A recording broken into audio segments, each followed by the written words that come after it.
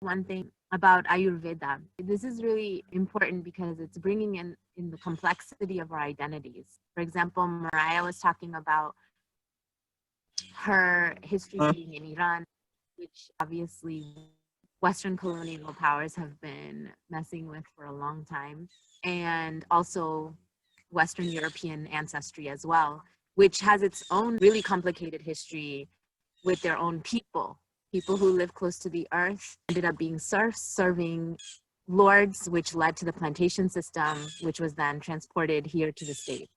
In the same way, the reason why I don't use the word Ayurveda as easily when I'm presenting South Asian food is because Ayurveda is also in its own way an appropriated system from Hindu colonialism, lesser known here in Western cultures, which tends to mystify and make glamorous and very spiritual Hinduism, is that Hinduism itself is a colonial power in South Asia, which is rooted in the caste system. So a lot of what is Ayurveda is actually knowledge from different regions of India and South Asia that were from people close to the earth, people who are indigenous people, known as Wasi peoples. That knowledge basically being extracted from those people and made incorporated in this big system, which fundamentally is holistic. So part of me doing this work is debrahmanizing Ayurveda and paying attention to and listening to and learning about what has led to the current system of colonization in India as well.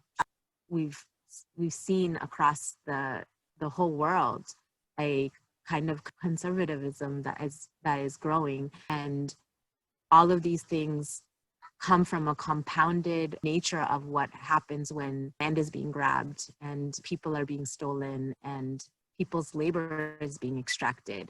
Fundamentally, the whole notion of unskilled labor that many farmers are facing around the world is a devaluing of skills that it's literally we are dependent on as humans every day of our lives. There's nothing unskilled about farming and agriculture and food producing. We need to even think about the farming traditions and practices that we're doing now, because agriculture actually became the foothold of city-states and empire building. And she's bringing in the idea that maybe we need to go back to food forests, right? Because then it is the idea of agricultural practices in a way that actually encourages biodiversity, that agriculture in more traditional, like current knowledgeable contemporary practices actually decreases biodiversity. So these are textural investigations and explorations helping us go back into our own ancestry, reconnect with, and think about in fresh ways. Okay, Mariah, this is so exciting.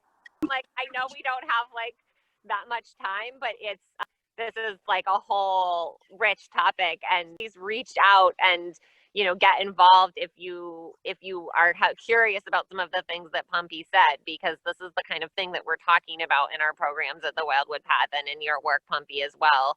I know that we're making the connections between these colonial systems of power, between the history of empire and indigenous knowledge, and how we can reclaim, but it's very complicated, like you said, and there tends to be like collapsing that can happen. And so I just really appreciate what you said and bringing that nuance and all of that in as well. And and I think this is one of the things that I'm that we're doing right here with this, and is just looking at what's available and how we can be in relationship with what's here now, and also be in that relationship with reclaiming some kind of sovereignty or direct relationship as like outside of the purview of empire, to me, because no one can